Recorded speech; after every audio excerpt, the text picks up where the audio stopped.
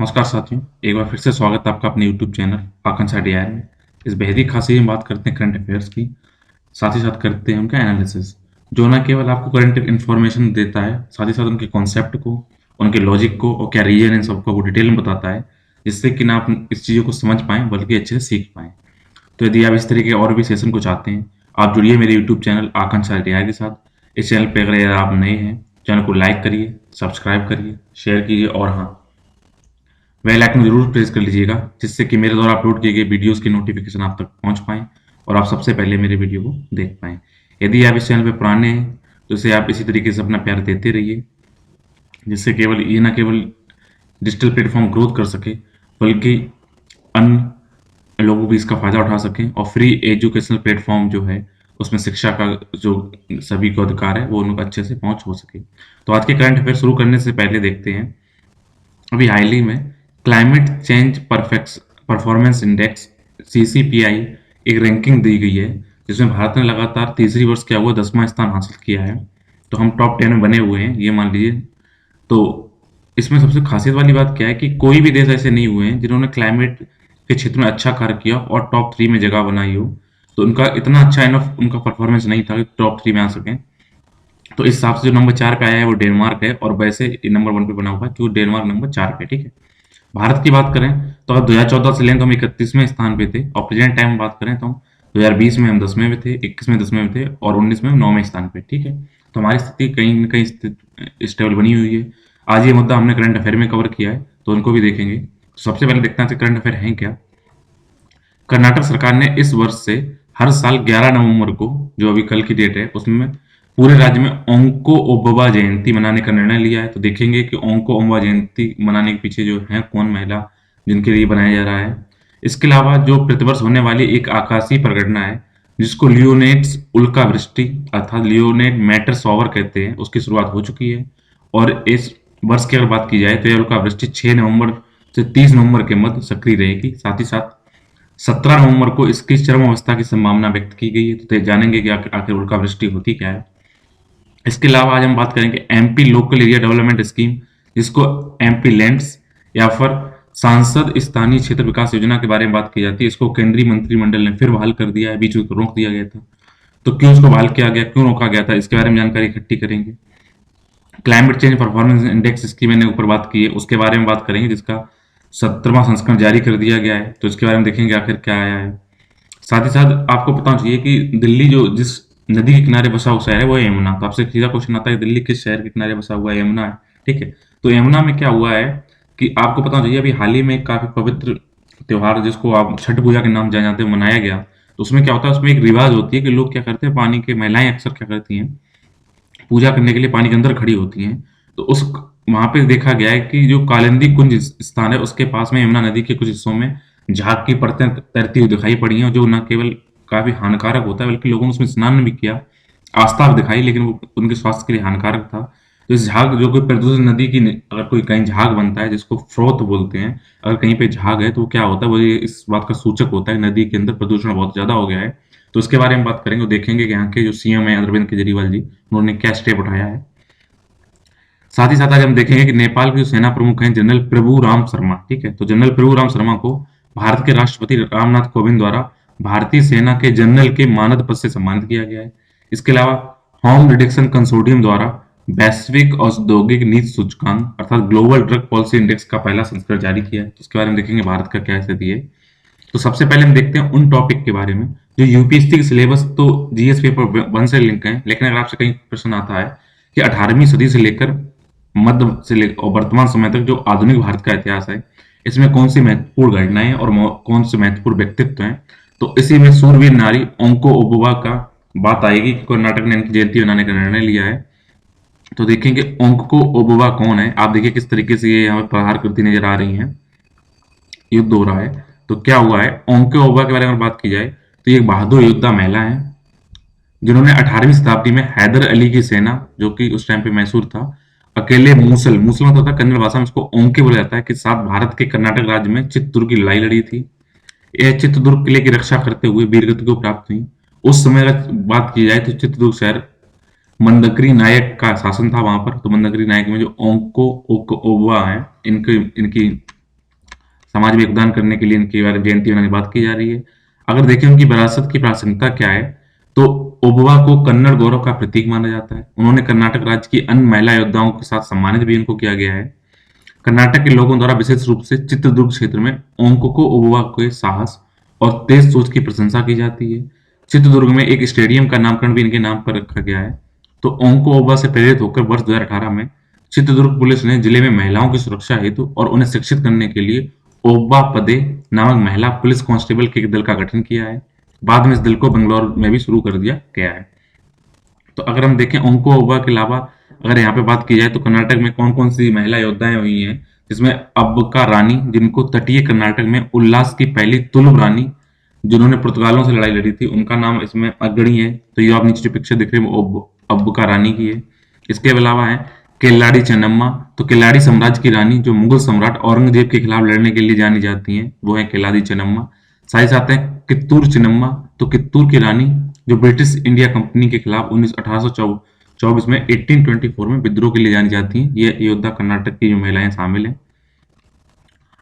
बात करेंगे लियोनेड्स उल्कावृष्टि के बारे में, जो अभी हाल ही में सक्रिय हुआ है। अगर आप जीएस पेपर 1 में देखेंगे, जहां पर भूकंप, सुनामी, ज्वालामुखी जैसी कुछ महत्वपूर्ण जो भूभौतिक घटनाएं हैं, उनसे लिंक अगर टॉपिक है, उनकी विशेषताएं क्या है, उसमें देखेंगे तो क्या होता है, किसी भी पिंड की तरफ या ग्रह की तरफ देखिए किस तरीके से पत्थर टाइप के स्पीड से आते हैं जलते हुए, और उनकी जैसे लगता है कहीं पानी की बौछार हो रही है, ऐसी बौछार उल्का पिंड की होती है, इनको उल्का वर्षा कहते हैं। इनको डिटेल में अगर देखते हैं कि लियोनिड्स उल्कावृष्टि क्या है, तो इस उल्कावृष्टि के दौरान जो गिरने वाला मलबा है, अर्थात जो लियो नक्षत्र है या तारामंडल है, उसमें स्थित 55P या टेम्पल टेटल नामक एक छोटे धूमकेतु को निकाला गया है।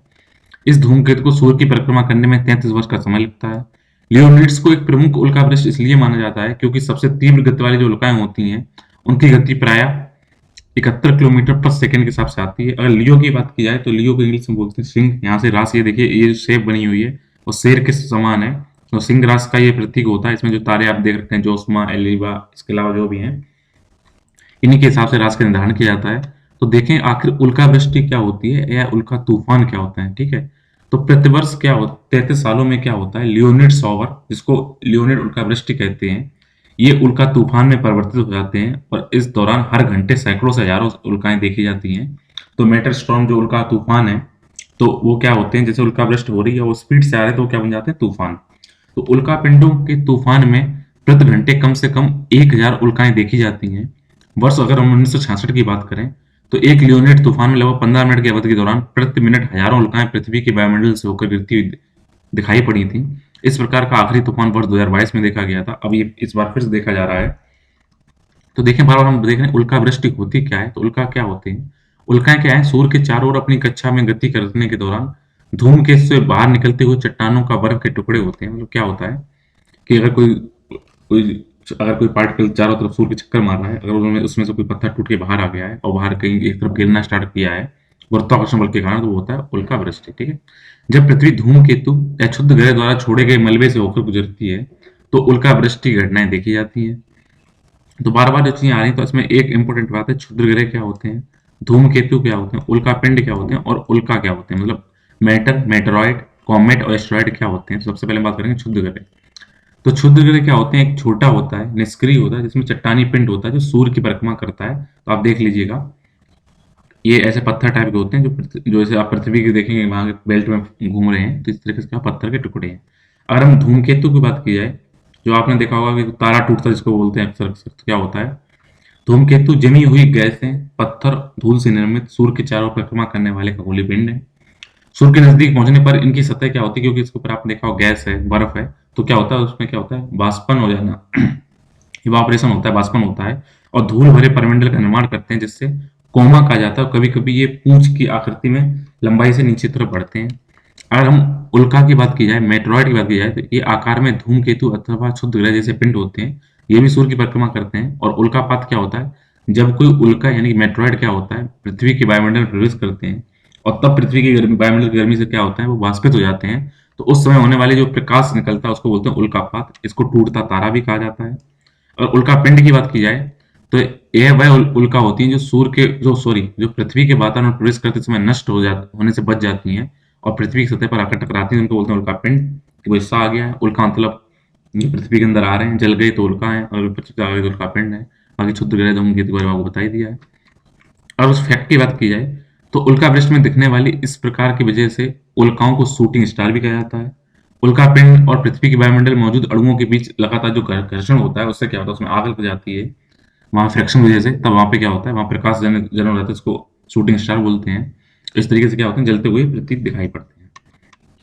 आइए अब देखते हैं सामान्य दिन 2 से लिंक टॉपिक के बारे में, और बात करेंगे एमपी लैंड्स अर्थात member of parliament local area development scheme के बारे में। पहले केंद्र सरकार ने इसको बंद किया, अब मंत्रिमंडल की शायद उन्होंने सुझाव दिया, इसको चालू किया है।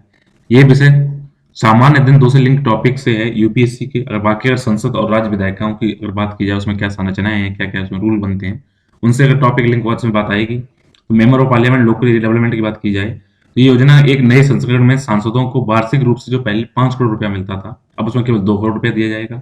आपको ज्ञात होना चाहिए कि एमपी लैंड को अप्रैल 2020 में निलंबित सस्पेंड कर दिया गया था।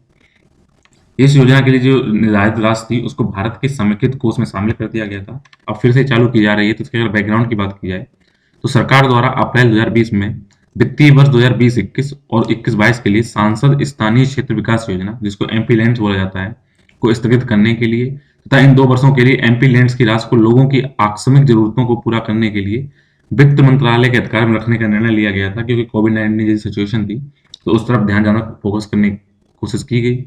इस योजना के तहत वर्ष 2018-19 अगर 18 और 19 की बात की जाए तो लगभग 5,012 करोड़ रुपए खर्च किए गए थे, जबकि वित्तीय वर्ष 2019-20 में इस योजना के तहत मात्र उसका 50% से भी कम 2,491.45 करोड़ रुपए खर्च किए गए हैं। इस राशि का उपयोग योजना से बचाई गई राशि का उपयोग स्वास्थ्य संबंधी बुनियादी ढांचे के सुधार हेतु धन आवंटन में वृद्धि करने, प्रधानमंत्री गरीब कल्याण योजना के तहत निःशुल्क राशन प्रदान करने और लोगों को मुफ्त टीकाकरण किए जाने के लिए इसमें किया गया है खर्चा।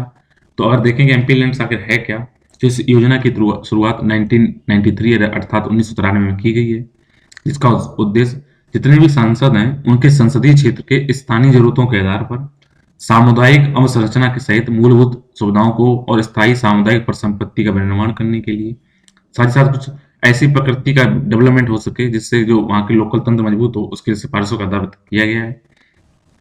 एमपी लैंड्स योजना पूरी तरह से भारत सरकार द्वारा वित्त पोषित होती है और इसमें तहत वार्षिक रूप से 5 करोड़ रुपए की राशि दी जाती है। मतलब क्या होता है, कई बार एक तो योजना होती है जो सरकार अपने पूरे सेंटर के स्तर बना देती है, कभी राज्य सरकार अपने राज्य स्तर बनाती है, लेकिन क्या होता है लोकल एरिया में अलग अलग समस्याएं होती हैं। कहीं की समस्या सूखा है तो कहीं की बाढ़ है। तो ऐसी समस्याओं को दूर करने के लिए सांसदों को प्रतिवर्ष 5 करोड़ रुपए दिया जाता है कि आप उनको लगाइए और जो जो समस्याएं हैं उनको दूर करिए, उनको सुधार करिए, मूलभूत आवश्यकताएं जो आधारभूत संरचना है उसका डेवलपमेंट करिए। लेकिन हुआ क्या है कि बस 2019 से लेकर 21 तक 2 साल के लिए इसको सस्पेंड कर दिया गया था, और फिर इसको शुरू किया गया है। लेकिन इसकी जो पहले राशि 5 करोड़ रुपए थी और उसको 2 करोड़ रुपए कर दिया गया है। अगर इसमें देखें फोकस क्या है, स्पेशल फोकस क्या है, तो वार्षिक रूप से दी जाने वाली जो एमपी लैंड्स की जो न्यूनतम 15% जो राशि है वह अनुसूचित जाति वाले क्षेत्रों में यूज होनी चाहिए। 7.5% राशि एसटी क्षेत्र में यूज होनी चाहिए, क्योंकि जिस हिसाब से उनका जो प्रतिनिधित्व है पूरे, अगर उनके जो सर्वे देखे जाए 15% एससी हैं, 7.5% एसटी हैं, तो उन्हीं में उसको खर्च किया जाना चाहिए। जो निधियां होती है वो सीधे जिला जो डायरेक्ट जिला अधिकारियों को सहायता अनुदान अर्थात ग्रांट इन एड के रूप में जारी किया जाता है। ये गैर व्ययपंगत होती हैं, अर्थात आपने क्या किया इस बार खर्च नहीं कर पाया, अगली बार इसको एड ऑन कर दिया जाएगा। यदि किसी विशेष वर्ष में निधि जारी नहीं की जाती है तो इसे पात्रता के अनुसार अगले वर्षों में कराए जाने वाले कार्यों से जोड़ दिया जाता है, वही एड ऑन हो जाता है। जैसे जैसे आपने रिचार्ज कराया डाटा, अगर उसी दिन खत्म तो खत्म हो गया, अगर आपको डाटा बच गया तो अगले दिन एड ऑन हो जाए, तो वही एड ऑन वाला सिस्टम है। इसमें सांसदों की भूमिका अनुशंसा प्रमुख होती है, उनकी सिफारिशें ली जाती हैं। साथ ही साथ इसमें जिला में कार्यान्वयन की जा रही कम से कम 10% परियोजनाओं का प्रतिवर्ष में निरीक्षण भी किया जाता है।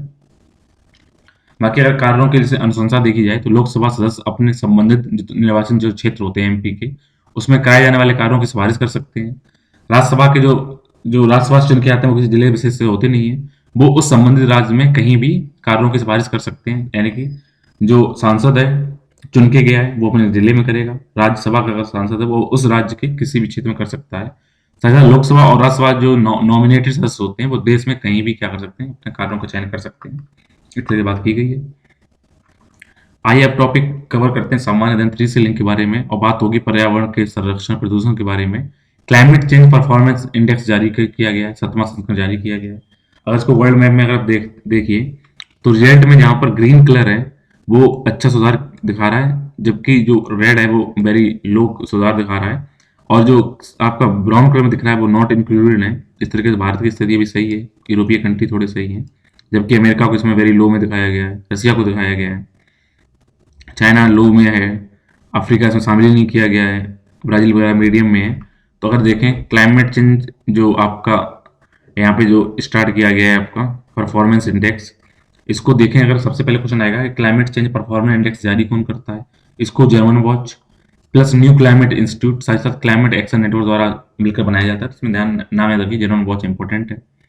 ये सूचकांक के अलावा क्या करता है, यूरोपीय संघ प्लस 60 देशों को यहाँ पर जलवायु जो उनको दूर कर क्लाइमेट चेंज को समन करने के लिए, मिटिगेशन करने के लिए क्या क्या प्रोग्राम किए जा रहे हैं, क्या उपाय किए जा रहे हैं, उनको आकलन करता है, फिर उनके हिसाब से आपको क्या करता है, आपकी आंकड़े जारी करता है, जिसका उद्देश्य क्या है, ये अंतर्राष्ट्रीय जलवायु राजनीति में ट्रांसपेरेंसी लाने और इस सूचकांक के आधार पर कि जो भी क्लाइमेट कंजर्वेशन के जो प्रयास किए जा रहे हैं उनके अलग अलग देशों में कैसे प्रकृति हुई है उनकी तुलना हो सके और ओवरऑल हमें पता चल सके चल क्या रहा है, उस सब के बारे में हेल्प करता है। इसमें 4 श्रेणियाँ 4 चीज़ों को शामिल किया जाता है। ग्रीन हाउस गैसों का वेटेज 40% होता है, रिन्यूएबल एनर्जी है उसका वेटेज 20% है, इसके अलावा ऊर्जा उपयोग और जलवायु नीति इनका 20-20% है, बाकी ग्रीन हाउस गैसों का 40% वेटेज है। अगर हम देखें जो नए आंकड़े हैं उनके अगर हम पूरा अवलोकन करें, उनका एनालिसिस करें तो इसमें क्या आता है, इस समग्र रैंकिंग के तहत पहले 3 स्थानों को खाली रखा गया है। इसका मतलब क्या है, कोई भी देश है इतना अच्छा प्रदर्शन नहीं कर पाया है उसको उच्च रेटिंग दी जा सके। चौथा नाम स्टार्ट होता है सीधा स्वीडन का। इस श्रेणी में स्वीडन जिसे स्कैंडिनेवियाई देशों को अक्षय ऊर्जा पर अपने उत्कृष्ट प्रयासों के कारण इस टेबल में सबसे उच्च वैसे चौथा स्थान दिया गया है। कुल मिलाकर इसमें ऑस्ट्रेलिया, साउथ कोरिया, रसिया, संयुक्त राज्य अमेरिका, कजाकिस्तान, सऊदी अरेबिया ये निम्न प्रदर्शन करने वाले देश हैं। सूचकांक में चाइना को 37वें स्थान पर रखा गया है और इसकी रेटिंग भी लो है। अगर इसमें भारत की स्थिति देखें तो भारत की ओवरऑल रैंकिंग में 22 के स्कोर के साथ हम 10वें नंबर पे हैं।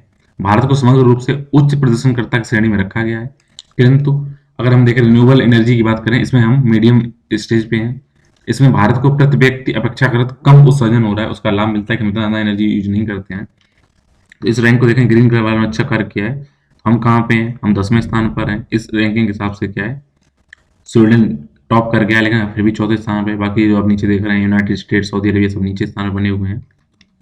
बात करेंगे दिल्ली में यमुना घाट के बारे में, ये भी पर्याप्त प्रदूषण से संबंधित है। अगर आपकी इमेज दिख रही है आपको लग रहा होगा कहीं ऐसा नहीं बादलों में ये लोग तैर रहे हैं, ये लोग बादलों में नहीं तैर रहे हैं, बल्कि आप देखिए यमुना काला पानी है और उसमें ये सफेद झाग बना हुआ है। झाग क्या करता है, कहीं ना कहीं इसका सूचक है कि इसमें क्या प्रदूषण स्तर ज्यादा है। आप ये देख रहे हैं कि इसमें बोट के द्वारा इस झाग को हटाने की कोशिश की गई थी, पानी का छिड़काव किया गया था, इस पर काफी मुद्दा बन गया है पक्ष विपक्ष की पार्टियों द्वारा। लेकिन ये क्लियर है कि यमुना में लगातार प्रदूषण बहुत बढ़ा हुआ है और लोग फिर भी अपनी आस्था को देखते हुए उसमें नहाए, जो कि काफी गलत था, नहीं करना चाहिए था ऐसा, लेकिन आस्था का कोई क्या कर सकता है। तो शहर के जितने सीवेज जो नेटवर्क हैं उन्हें इससे आने वाला जो उनका सीवेज है मैला है और अनट्रीटेड जो वाटर है उसको सीधा क्या किया गया है, इनमें डंप किया जा रहा है यमुना के अंदर, जिससे क्या हो रहा है, यहाँ जहरीला झाग बन रहा है। साथ ही साथ घरेलू और जो औद्योगिक धुलाई होती है उसमें जो हम डिटर्जेंट यूज करते हैं उसमें क्या बोला, उसमें पाया जाता है आद्रक जिसको बोलते हैं सर्फेक्टेंट और फॉस्फेट। ये क्या करते हैं, डायरेक्ट ट्रीट नहीं करके डायरेक्ट उसमें नदियों में डाला गया, तो वो भी इससे यहाँ पे क्या हुआ है, झाग बना है। तो इसी टाइम पे नवंबर के महीने में देखा जाए जो जब छठ पर्व मनाया जाता है उस टाइम झाग क्यों बनता है, तो साल के समय क्या होता है, नदियों में क्या होता है आपको पता होना चाहिए कि मानसून सत्र गुजर चुका है, तो वहाँ पे क्या जब मानसून जा चुकी होती है तो नदियों में पानी क्या होता है, वहाँ पे कम होता है, इसलिए वहाँ फ्लो हो जाता है कम।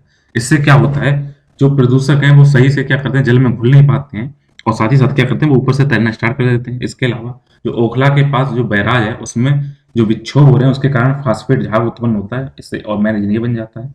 अगर देखें यमुना इतनी प्रदूषित है क्यों, तो दिल्ली में जो सीवेज ट्रीटमेंट प्लांट हैं वो नदी में छोड़े जा रहे हैं, जितने भी पॉल्यूटेंट हैं उसमें सर्वाधिक बड़ा योगदान करता है कौन, सीवेज ट्रीटमेंट प्लांट, वो सही से काम नहीं कर रहे हैं। इसके अलावा उद्योगों से निकलने वाले प्रदूषक भी प्रमुख मुद्दा है। दिल्ली में नदी के किनारे जितनी जो कल्चरल एक्टिविटीज होती हैं वो भी नदी के प्रदूषण में योगदान देती हैं। इसके अलावा हरियाणा में खेतों से अपशिष्ट जो कृषि अपशिष्ट हैं और कीटनाशक हैं वो भी क्या किए जाते हैं, इसमें बाहित कर दिए जाते हैं। साथ ही साथ नदी की जल का जो प्रवाह इस टाइम पे कम हो जाता है, उसमें जो प्रदूषक हैं वो अधिक जम जाते हैं और प्रदूषण का स्तर बढ़ जाता है। ये तो थी मेन बात। तो यमुना अगर नदी के बारे में बात की जाए तो यमुना क्या है, गंगा की सहायक नदी है। अगर इसके उद्गम की बात की जाए तो ये उत्तरकाशी जो जिला है, जिसे पहले उत्तरकाशी अब उत्तराखंड बोला जाता है, वहां के बंदरपूछ जो शिखर है वहां उसके पास है एक ग्लेशियर यमुनोत्री। तो यमुना नदी कहाँ से निकलती है, बंदरपूछ शिखर के पास यमुनोत्री ग्लेशियर से निकलती है। और ये उत्तराखंड, हिमाचल प्रदेश, हरियाणा और दिल्ली में फ्लो प्रवाहित होती है। उसके बाद में उत्तर प्रदेश में जो प्रयागराज से पहले इलाहाबाद जाना जाता था, वहाँ भी गंगा नदी मिल जाती है। इसकी प्रमुख सहायक नदियों की बात की जाए, चंबल, सिंध, बेतवा, केन है। और यमुना का उद्गम देखें जो यहाँ से हो रहा है यमुनोत्री से, तो ये दिल्ली में भी आती है, हरियाणा में रहती है, फिर यूपी में आती है, और यूपी के जो इलाहाबाद पहले बोला इसको प्रयागराज कहते हैं, वहाँ पे इसको विलीन हो जाती है, संगम पे मिलती है। तो इसकी जो राइट हैंड साइड से अगर जो नदियां मिलती हैं, तो अगर ऊपर हम पश्चिम से पूर्व तरफ आए तो अक्सर पूछा जाता है तो कौन सी हैं? चंबल, सिंध, बेतवा, दासन और कैन। ठीक है, तो नाम याद रखिएगा प्रमुख, चंबल, सिंध, बेतवा, कैन। इसके अलावा अगर हम बात करें चंबल में कौन कौन सी नदियां मिलती हैं, चंबल की नदियां मिलती हैं काली सिंध और प्रभावती। ठीक है, ये चीज याद रखिएगा, ये इंपॉर्टेंट है। अगर हम बात करें इसके इफेक्ट के बारे में, तो आर्टिकल 21 के तहत जीवन के अधिकार के व्यापक शीर्षक के तहत स्वच्छ पर्यावरण का अधिकार और प्रदूषण मुक्त जल का अधिकार से संबंधित प्रावधान किए गए हैं। तो ये हमारा अधिकार है कि हमको स्वच्छ पर्यावरण मिले और प्रदूषण मुक्त हमें जल मिले। इसके बारे में बात की जाए, अच्छी बात यह है कि कल अरविंद केजरीवाल से इस पे जो दिल्ली के सीएम है, तो उनसे जब ये क्वेश्चन पूछा गया तो उन्होंने सीधा बोला, इसको बेबाक राय उन्होंने रखी और काफी सही उन्होंने बोला कि हम इसके ऊपर हरियाणा और दिल्ली या यूपी का नहीं बोझ डालेंगे, बल्कि इसकी जिम्मेदार हम हैं। और जब अगला 5 साल तक वो कह रहे हैं हमारे 15 दिन मॉनिटरिंग कर रहे हैं, और अगला जब उनका 5 साल कंप्लीट होगा उसके एंड तक वो यमुना को साफ कर देंगे। अगर ऐसा होता तो काफी अच्छी पहल होगी। देखते हैं आखिर होता क्या है। भारत द्वारा नेपाल जो सेना प्रमुख हैं उनको जनरल पद का जो मानद डिग्री उपाधि दे दी गई है। वो अगर आपसे क्वेश्चन आए तो नेपाल के किस सेना प्रमुख को दी गई, तो उसका नाम उनका याद रखिए, जनरल प्रभु राम शर्मा। ठीक है, अच्छे से याद लीजिएगा, प्रभु राम शर्मा। ठीक है, दोनों देशों द्वारा एक दूसरे के सेना प्रमुखों को जनरल की मानद रैंक प्रदान करने की जो परंपरा है वो 1950 से चली आ रही है। हमारे जो जनरल उनको वहां के नेपाल के मानद मिल जाता है और वहां के जनरल उनको इंडिया के मानद उपाधि मिल जाती है। तो इस टाइम किसको दी गई है? जनरल प्रभुराम शर्मा को, जो कहा नेपाल के जनरल है। ठीक है, बात करेंगे वैश्विक औषधि नीति सूचकांक अर्थात इंटरनेशनल या ग्लोबल ड्रग पॉलिसी इंडेक्स के बारे में। तो देखते हैं कि जो ड्रग के बारे में, ड्रग मतलब क्या होता है? दवाइयाँ होती हैं। ड्रग मतलब वो हमेशा नशीली पदार्थ नहीं होते हैं, दवाइयाँ भी नशीली होती हैं, इसलिए इनको भी ड्रग बोला जाता है। इनका पहला संस्करण जारी किया है किसके द्वारा किया गया? होम डिटेक्शन कंसोर्टियम द्वारा। अगर इस हम इंडेक्स की बात करें, ये औद्योगिक नीति के 5 व्यापक आयामों में विस्तारित 75 इंडिकेटर के मिलाकर तैयार किया गया है। जो 5 आयाम है वो क्या है? आपराधिक न्याय कैसे है, चरम प्रतिक्रियाएं कैसी होती हैं, स्वास्थ्य और नुकसान में कमी कैसी है, अंतर्राष्ट्रीय स्तर पर जो कंट्रोल दवाएं हैं उन तक पहुंच कैसी है और उनका डेवलपमेंट कैसा हो रहा है। अगर इस सूचकांक की बात की जाए तो फिर इसमें नॉर्वे, न्यूजीलैंड, पुर्तगाल, यूनाइटेड किंगडम और ऑस्ट्रेलिया ने मानव और स्वास्थ्य संचालित दवा नीतियों के संबंध में 5 अग्रणी देशों में रूप में स्थान प्राप्त किए। तो ग्लोबल ड्रग्स पॉलिसी इंडेक्स में टॉप कौन किया है? नॉर्वे। सबसे नीचे केन्या, मैक्सिको वगैरह है। भारत ने क्या किया है? 18वां स्थान इसमें हासिल किया है। अगर टॉप 30 की बात की जाए तो अगर इसको हम डाटा को देखें तो नॉर्वे ने 74 अंक पाकर क्या किया है? टॉप 100 100 में से 74 अंक पाकर टॉप किया है। भारत ने 46 अंक पाकर 18वां स्थान प्राप्त किया है और टॉप 30 की बात किया जिसमें ब्राजील शामिल है। तो ये था आपका जो ग्लोबल ड्रग्स इंडेक्स था, उसके बारे में बात की थी। इसके साथ आज के जितने करंट अफेयर्स थे और उनका एनालिसिस कंप्लीट होता है। उम्मीद है आपको मेरे द्वारा किया गया एनालिसिस समझ में आ रहा होगा और इसको आप डिटेल में अगर आप चाहते हैं कि उसका पीडीएफ फॉर्म मिले तो आप कमेंट बॉक्स में अपना ईमेल अकाउंट का एड्रेस लिखिए, तो वहाँ पर आपको पीडीएफ सेंड कर दी जाएगी। इसी तरीके के और भी दिलचस्प टॉपिक और जानकारियों अगर आप जानना चाहते हैं तो जुड़िए इस यूट्यूब चैनल आकांक्षा डीआर के साथ। मिलेंगे एक अगले सेशन में अगले वीडियो के साथ। तब तक के लिए अगर आपको कोई शिकायत है तो कमेंट बॉक्स में लिखिए, नहीं तो आप जुड़े रहिए इस यूट्यूब चैनल के साथ। Thank you.